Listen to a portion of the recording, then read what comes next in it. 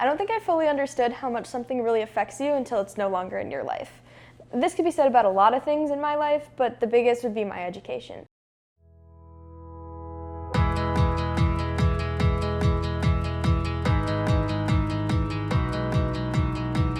If you've had a conversation with me that's lasted longer than 5 minutes, you've probably heard me talk about how I went to Catholic school, which I'm sorry about.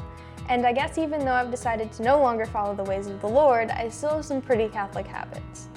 And let's just say, old habits die hard. I went to Catholic school from preschool to my senior year of high school, and I didn't really realize how in the thick of it I was until coming to Columbia. I had to wear a uniform for 12 years in a row, so I've been having some trouble dressing myself without the structure of my old dress code, so I still rock a lot of collared shirts.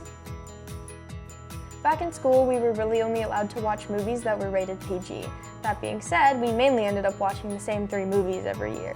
They include The Prince of Egypt, one Passion of the Christ type movie that wasn't actually Passion of the Christ because Passion of the Christ was way too graphic, and Narnia because it's secretly a Jesus movie. So a lot of times I'll be walking around campus and I'll think about how weird it is that there's not Jesus shit everywhere.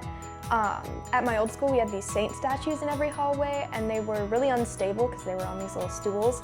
And one year, these 2 freshman girls got into a fight right next to one of the statues, and I swore they were going to knock it over.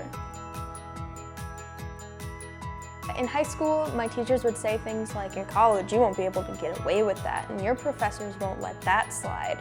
When in reality, it doesn't really matter as much. Obviously, I know that I'm not going to be able to get away with standing on a desk and screaming profanities, but knowing that my professors actually want to hear what I have to say and not what they want to hear is a really welcome change. A lot of times I'll be sitting in class and someone will say something or do something that's not necessarily bad, but just technically goes against what the Catholic Church wants.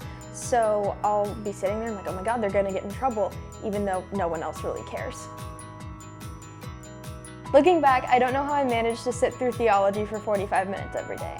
After 14 years of school, that amounts to over 6,000 hours talking about God. I can't help but wonder, out of all of those hours, how many were devoted to telling us not to have sex before marriage and that homosexuality is a sin? The answer would be a lot. Hearing these things over and over made it nearly impossible not to resent the religion that they were teaching. I came out of high school with no proper sex education and a little grip on how the real world functions outside of movies, but I can tell you all the fruits of the Spirit and what divine revelation is.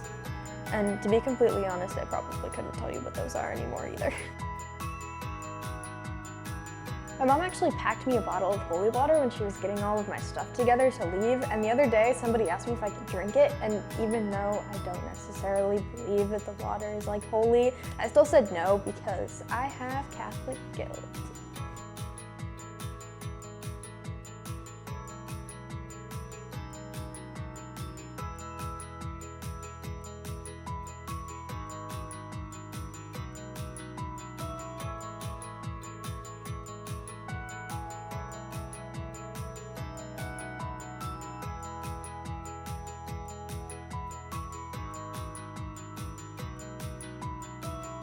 So I guess the whole point of this is to say that I didn't realize how big of a change I would be going through at this point in my life.